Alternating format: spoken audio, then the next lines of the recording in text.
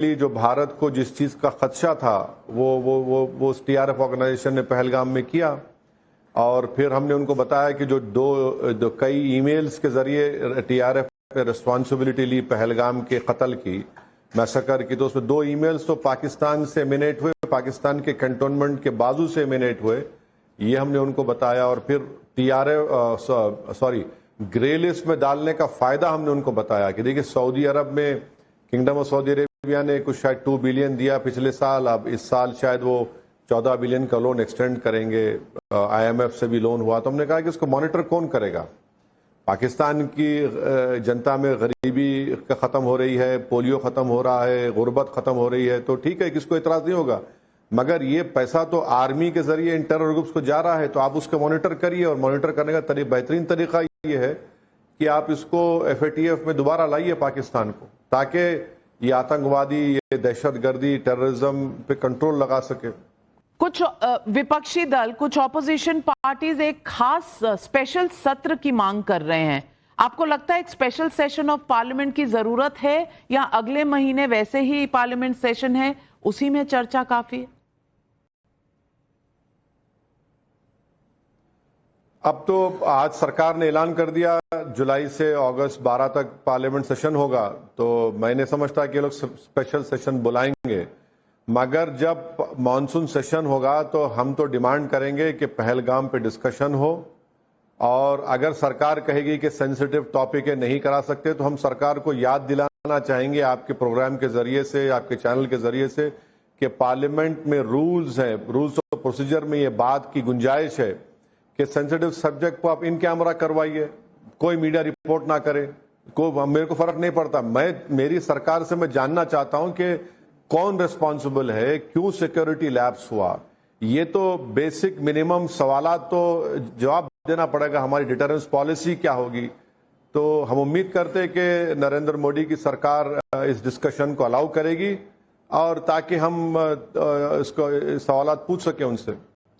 मैं ये भी पूछना चाहती हूँ आपसे कि कुछ नेता कहते हैं कि कितने हिंदुस्तानी जहाज गिरे, फाइटर जेट गिरे, इसका आंकड़ा सार्वजनिक होना चाहिए। आप मानते हैं कि ये समय है उस चीज के लिए?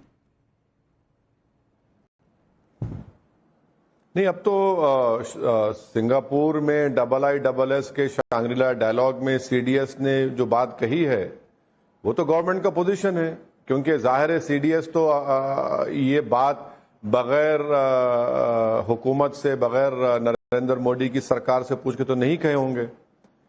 तो उन्होंने कहा कि नुकसान हुआ है, मगर ये क्यों हुआ है, और फिर उन्होंने कहा कि बाद में हमने जो हमला किया पाकिस्तान पर, उसमें उनके 9 एयर बेसिस को, सिर्फ उनके रनवे को हमने डैमेज किया है, हमारे डिफेंस सिस्टम बहुत अच्छी तरह काम किए हैं। तो वो तो इन्फॉर्मेशन अब तो पब्लिक रेल में आ चुकी है।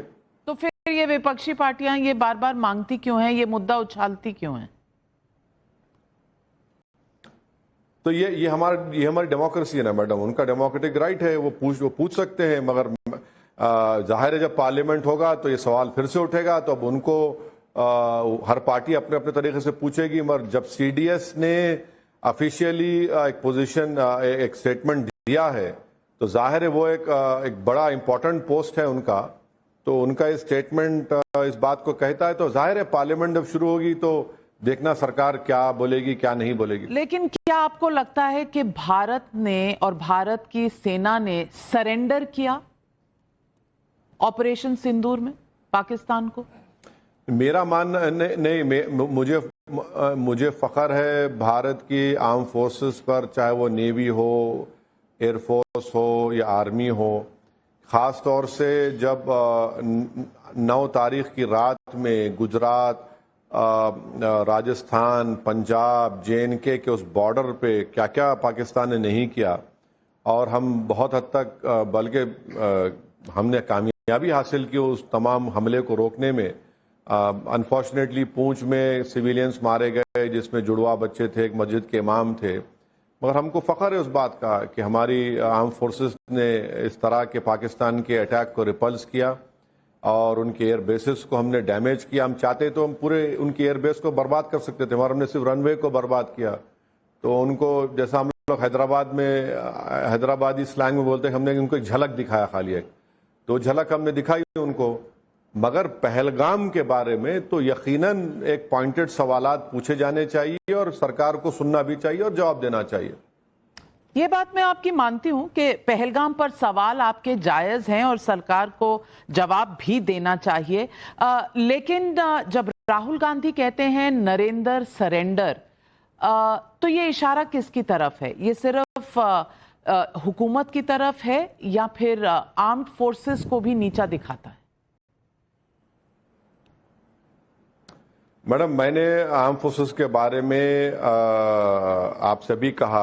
अब ये उन्होंने जो बात कही है, मुझे यकीन है कि उनकी पार्टी के जिम्मेदार लोग उसको सब्सटैंशिएट भी करेंगे या क्या करेंगे, मैं तो नहीं कर सकता। मगर मुझे एक बात की तकलीफ जरूर है कि जब हमने सेजेशन और फायरिंग को रोकने का फैसला पाकिस्तान के डीजीएमओ की बातचीत पर हमने किया, जब पाकिस्तान के डीजीएमओ ने कहा कि हम इसको बंद करते हैं, तो हमने कहा ठीक है, मगर उस बात का फैसला हमारे देश के प्रधानमंत्री को या हमारी पॉलिटिकल लीडरशिप को देना चाहिए था।